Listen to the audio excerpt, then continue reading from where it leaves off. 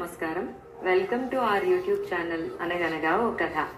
మంచి కథలు వినడానికి మా ఛానల్ని తప్పకుండా సబ్స్క్రైబ్ చేయండి. అలాగే మీ ఫ్రెండ్స్ అండ్ ఫ్యామిలీకి షేర్ చేయండి. ఇవాల్టి మన చందమామ కథ పేరు ఫలించిన కళ. ఒకానొకప్పుడు ఒక రాజుగారు తన నగరంలోని పెద్ద కంసాలిని పిలిపించి అతనికి కొంత బంగారము 2 వజ్రాలు ఇచ్చి వాటితో 2 ఉంగరాలు చేయమని ఆజ్ఞాపన చేశాడు. కంసాలి తన దుకాణానికి వచ్చి తన దగ్గర పని నేర్చుకునే రాఘవుడనే కుర్రవాడితో, ఒరేయ్, రాజుగారు ఉంగరాలు చెయ్యమన్నారు. నేను ఇంటికి పోయి భోజనం చేసి వచ్చి అప్పుడు పని ప్రారంభిస్తాను. అంతదాకా ఈ బంగారాన్ని వజ్రాలను జాగ్రత్తగా చూస్తూ ఉండు అని వెళ్ళిపోయాడు. యజమాని వెళ్ళిన కాసేపటికి రాఘవుడికి నిద్ర ముంచుకు వచ్చింది. వాడు తన ముందున్న బల్ల మీదనే తల ఆనించి నిద్రలో పడ్డాడు. అదే సమయంలో రాజుగారు మారువేషంలో నగరం చుట్టబెడుతూ పెద్ద కంసాలి అంగడిలో పనివాడు నిద్రపోతూ ఉండడం గమనించి అంగడిలోకి వచ్చి రాఘవుడి వీపు మీద గట్టిగా చరిచి బయటికి వచ్చేశాడు. ఎవడురా నువ్వు, బంగారం వంటి కల కాస్త పాడు చేస్తావు అంటూ రాఘవుడు నిద్రలేచాడు. వాడన్న ఆ మాటలు రాజు విన్నాడు. ఆయన తన భవనానికి తిరిగి వెళ్ళి పెద్ద కంసాలి దగ్గర పని నేర్చుకునే కుర్రవాడిని పట్టుకుని రమ్మని తన భటులను పంపాడు. ఆయనకు ఆ కుర్రవాడి కల గురించి తెలుసుకోవాలనిపించింది. రాఘవుడు వచ్చి రాజు ఎదురుగా నిలబడ్డాడు. ఒరేయ్, నీకు దుకాణంలో వచ్చిన కళ ఏమిటి అని రాజు వాణ్ణి అడిగాడు. ఆ కళ నిజమైతే తప్ప చెప్పటానికి వీల్లేదు మహారాజా అన్నాడు రాఘవుడు. చెప్పకపోతే చిక్కుల్లో పడతావు అన్నాడు రాజు. తమరు నన్ను చంపినా సరే ఆ కళ చెప్పే వీలు కాదు అన్నాడు రాఘవుడు. ఎంత ధైర్యం, వీణ్ణి చీకటి కొట్టులో పెట్టండి అన్నాడు రాజు. రాఘవుడికి చీకటి కొట్టు దుర్భరం అనిపించింది. మర్నాడు రాజువాణ్ణి మళ్ళీ పిలిపించి కల ఏమిటో చెప్పమంటే వాడు చెప్పలేదు. రాజు వాణ్ణి తిరిగి చీకటి కొట్టుకు పంపుతూ వాడికి తిండి నీరు ఇవ్వద్దని భటులతో చెప్పాడు. రాఘవుడు చీకటి కొట్టు నుంచి పారిపోవడానికని మార్గం వెతికాడు. వాడికి ఒక కర్ర దొరికింది. ఆ కర్రతో నేలను తవ్వి తాను దూరేటంతటి సొరంగం చేసి దాని గుండా బయటికి వచ్చాడు. సమీపంలోనే రాజభవనం ఉన్నది. ఒక కిటికీ అంచు పట్టుకుని పైకెక్కి ఒక గదిలోకి దిగాడు. అది రాజకుమార్తె గది. ఆమె మంచం మీద కళ్ళు మూసుకుని పడుకుని ఉన్నది. సమీపంగా ఒక బల్ల మీద బంగారు కంచంలో భోజనం ఉన్నది.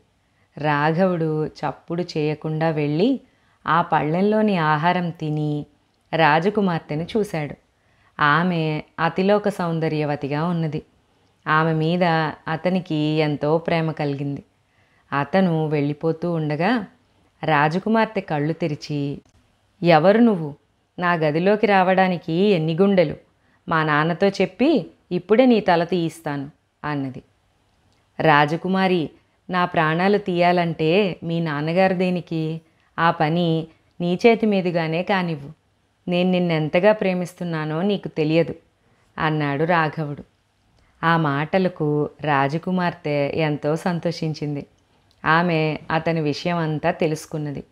రాఘవుడు చాలాసేపు ఆమెతో గడిపి జరిగినదంతా చెప్పి వచ్చిన దారినే తన చీకటి కొట్టుకు తిరిగి వెళ్ళాడు. అది మొదలు రాఘవుడు ప్రతి రాత్రి రాజకుమార్తె దగ్గరకు వెళ్ళి ఆమెతో కలిసి భోజనం చేసి తిరిగి చీకటి కొట్టుకు రాసాగాడు. ఇంతలో రాజుకు ఒక పెద్ద సమస్య వచ్చి పడింది. ఒకనాడు చక్రవర్తి తన దూతలను రాజు వద్దకు పంపాడు. వారి వెంట 3 గుర్రాలున్నాయి. ఈ గుర్రాల వయసు చెబుతారో లేక మా చక్రవర్తికి ఓడిపోయినట్టు ఒప్పుకుంటారో చెప్పండి. ఈ 2 జరగని పక్షంలో మా చక్రవర్తి గారు మీ మీదకి దండెత్తి వచ్చి మీ రాజ్యాన్ని జయిస్తారు అని దూతలు రాజుతో అన్నారు. రాజు వద్ద కొలువున్నవారెవ్వరూ గుర్రాల వయసు చెప్పలేమన్నారు. రాజు తన కుమార్తెను అడిగాడు. ఆమెకు గుర్రాల వయసు తెలుసుకునే పద్ధతి తెలిసి ఉండి కూడా తనకు తెలియదని చెప్పి ఆ రాత్రి తన దగ్గరకు వచ్చిన రాఘవుడికి ఆ కిటుకు చెప్పింది. రాజుకు అకస్మాత్తుగా రాఘవుడు గుర్తుకొచ్చాడు. వాడు బతికున్నాడేమో చూసి బతికి ఉంటే తన వద్దకు తీసుకురమ్మని రాజు భటులకు చెప్పాడు. రాఘవుడు బతికుండడమే కాకుండా చాలా దృఢంగా ఉన్నాడు. ఈ గుర్రాల వయసెంతో తెలుసుకోగలవా అని అడిగాడు రాజు. తెలుసుకోగలను మహారాజా. వాటికి యవధాన్యం పెట్టించండి అన్నాడు రాఘవుడు. 3 గుర్రాల ముందు యవధాన్యం తెచ్చి పెట్టారు. మొదటిది ధాన్యమంతా తినేసింది. రెండోది సగం తిని వదిలేసింది. మూడోది ధాన్యం కుమ్మింది కానీ తినలేదు. మొదటి గుర్రం వయసు 3 ఏళ్ళు, రెండోది 2 ఏళ్లది, మూడోది ఏడాది వయసుది అన్నాడు రాఘవుడు. వాడు చెప్పింది నిజమేనని ఒప్పుకుని చక్రవర్తి దూతలు తిరిగి వెళ్ళిపోయారు. రాజు రాఘవుడితో, ఒరేయ్ కుర్రవాడివి, సుఖంగా జీవించవలసిన వాడివి, నీ కల ఏమిటో ఇప్పటికైనా చెప్పు, నిన్ను వదిలేస్తాను అన్నాడు. క్షమించండి మహారాజా, ఆ కల ఇప్పుడు చెప్పలేను అన్నాడు రాఘవుడు. రాజు వాణ్ణి తిరిగి చీకటి కొట్టుకే పంపించేశాడు. కొంతకాలం గడిచాక చక్రవర్తి దూతలు మళ్ళీ వచ్చారు. ఈసారి వాళ్ళు 3 పళ్ళు తెచ్చి వాటి వయసు చెప్పమని, చెప్పకపోతే ఓటమి ఒప్పుకోమని అన్నారు. 3 పళ్ళు చూడడానికి ఒకేలాగున్నాయి. వాటి వయసు నిర్ణయించటం ఎవ్వరి వల్ల కాదని తెలిసిన తరువాత రాజు తన కూతుర్ని అడిగాడు. ఆమె తనకు తెలియదని తండ్రికి చెప్పి వాటి వయసు తెలుసుకునే పద్ధతి రాఘవుడికి చెప్పింది. తప్పనిసరి అయ్యి రాజు రాఘవుణ్ణి పిలిపించి, ఈ పళ్ళ వయసు ఎంతో చెప్పగలవా అన్నాడు. రాఘవుడు నీరు తెప్పించి 3 పళ్లను నీటిలో వేశాడు. ఒకటి నీటి అడుగుకు దిగిపోయింది, రెండవది సగం లోతుకు మునిగి పైకి తేలింది, మూడోది అసలు మునగనే లేదు. మొదటి పండు వయసు 1 సంవత్సరం, రెండవ దాని వయసు 2 ఏళ్ళు, మూడో దాని వయసు 3 ఏళ్ళు అన్నాడు రాఘవుడు. చక్రవర్తి దూతలు అతను చెప్పింది నిజమని ఒప్పుకుని తిరిగి వెళ్ళిపోయారు. నిష్కారణంగా ఎందుకు నీ జీవితాన్ని చెడగొట్టుకుంటావు? ఆ కల ఏమిటో చెప్పి చీకటి కొట్టు నుంచి బయటపడకూడదు అన్నాడు రాజు రాఘవుడితో. మహారాజా, ఎందుకు అడుగుతారు? నేను చెప్పనని మీకు తెలుసు అన్నాడు రాఘవుడు. రాజు మళ్ళీ వాణ్ణి చీకటి కొట్టుకే పంపాడు.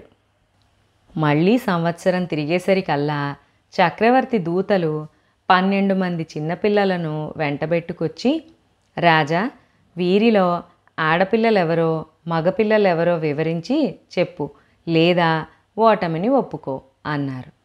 ఆ పిల్లలందరూ ఒకే విధమైన దుస్తులు ధరించి ఒకేలాగా కనపడుతున్నారు. మగపిల్లలు ఆడపిల్లలు తెలియరాకుండా ఉన్నారు. రాజు వణికిపోయాడు.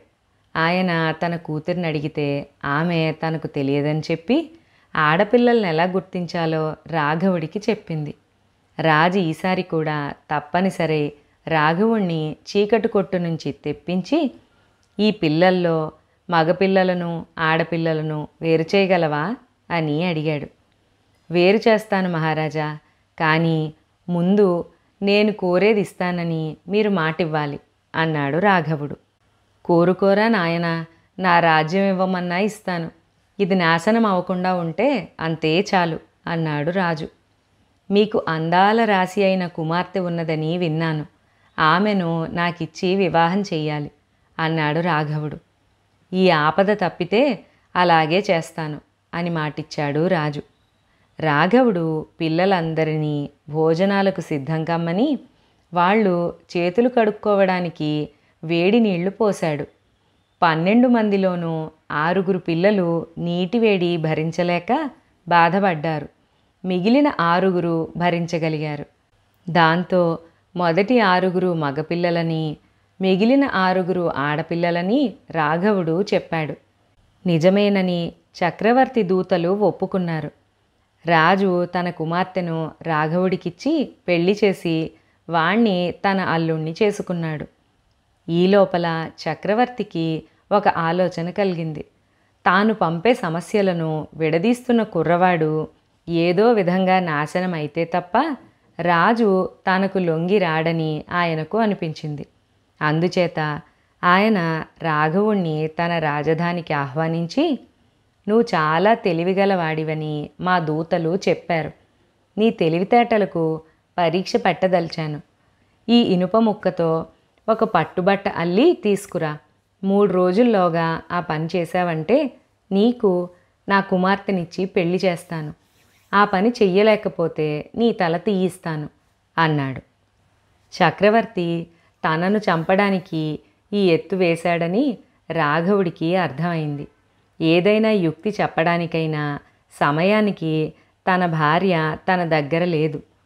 అతను ఈ విధంగా ఆలోచిస్తూ ఉండగా రాజభవనం పక్కన గల తోటలో పచార్లు చేస్తూ చక్రవర్తి కూతురు అతనున్న చోటికి వచ్చింది.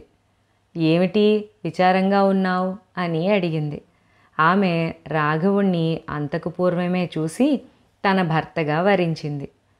చక్రవర్తి గారు నాకొక ఇనుప ముక్క ఇచ్చి దానితో పట్టుబట్ట నేసి తెమ్మన్నారు.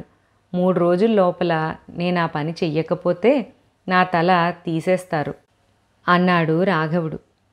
నువ్వు ఒక పని చెయ్యి.